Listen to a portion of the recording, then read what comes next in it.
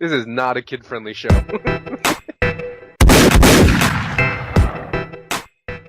Yo, what is really good, my dudes? Today is September 4th, 2017, and we got another RuneScape update for y'all. So today we see the release of the boss drop collections and the Motherlode Maw improvements. So let's jump right into it and see what we got. For the boss drop collections, if you're a seasoned boss battler, there's a new way to be rewarded for your dedication to pummeling Gillinor's biggest nasties collections. Head to the Beast tab, pick a boss, and click on the new collection button beneath the picture. There you'll see a list of the drops you'll need to obtain from the boss in question to earn an all-new title. Note that some of the items will already be ticked off if you've obtained them. There's a hidden achievement for each one too, which will show up in the new feats section of the achievement interface on completion. Here are the titles you can claim.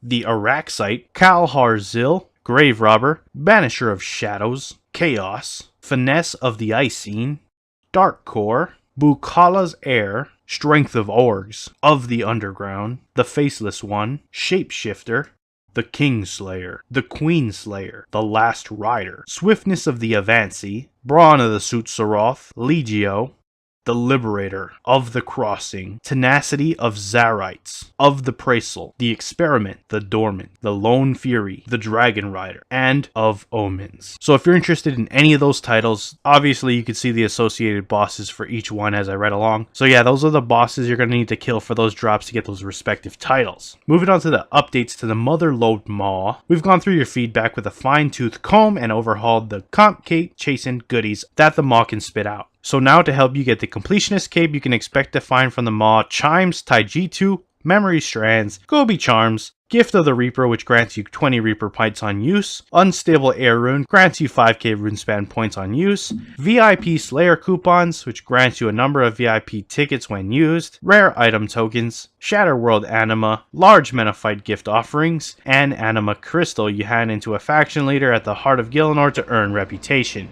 XP related items you can achieve are Protean packs, XP rewarding crystals, D&D tokens, Cathixian butterfly jars, XP boosting Dungeoneering wildcards, standard dragon trinkets, which are convertible to metallic dragon trinkets, spirit onyx, Heffin agility course multipliers, Scrimshaw of Sacrifice, and Scrimshaw of Corruption. Some miscellaneous things you can see are Calgarian title scrolls, onyx, Kethsea outfit scrolls, Kethsea ring, Ghostly essence, Hordstalker ring, Harmonic Dust, Thinker Boots, Thinker Gloves, Magic Notepaper, and Ushabtis. Things that they have reduced are the Impling chance has been lowered, Juju and Combination Potion chances have been lowered, Aquarium Eggs will no longer be given at max prestige, and they've removed Crystal Geodes, Crystal Flex Sandstone, and Harmony Moss. There's also an all-new lore book to pick up from the nearby altar, revealing the origins of the Maw and the Gemstone Dragons. So that is it for your main game update. Without any further ado, let's go check out these patch notes and see what we got going on over there. The Melior recipe shop no longer shows some unlocked recipes as locked. Crystal skill champas are now listed as requiring level 71 in the relevant skill guides. Skill champas no longer mention pickaxes in the woodcutting skill guide. It's now possible to decant mature moonlight mead from the brewing vat. Adrenaline will no longer occasionally fully drain when fighting in clan wars. Killing multiple ice demons at the same time in the Khazard and Lucian Dominion Tower fight will no longer stop players from completing the fight. The Order the Slayer Master achievement is no longer randomly reset. Players can now reclaim Falador Shield 1 through 4 again, but must still do so in the correct order from Redbeard Frank, Remington Chemist, and Squire Azrol. The 7 colors in the hat achievement now works with the keepsake hat. Players in localized versions of the game will now find some achievement titles fit better on the achievement interface. The Koshai's Cache achievement will no longer spam players when they use a gem on the NPC. An issue that is causing reputation achievement messages in Menaphos to spam players has been fixed. The final boss achievement counters will now correctly check both hard mode and normal mode kills. The Sphinx now faces the correct direction during the conversation in a cutscene in A Tale of Two Cats quest. An issue where Sir Owen could go missing from the Black Knight Fortress during the Death of Chivalry quest has been fixed. Dying to Count Draenor during Vampire Slayer will now consistently remove him from the crypt. Agoroth will no longer deal damage to players after they kill him in certain rare scenarios. The Dealing with Scabara's quest marker has been moved to the correct location. The base Reaper points received when completing bosses in the heart of Gielinor in challenge mode have been increased by 2. The base Reaper points received from defeating Telos has been increased by 1. The Golem in the Telos encounter no longer hit players after Telos begins his death animation. The skill level display on the player inspect interface has been reverted to display the icons in a 3x9 layout.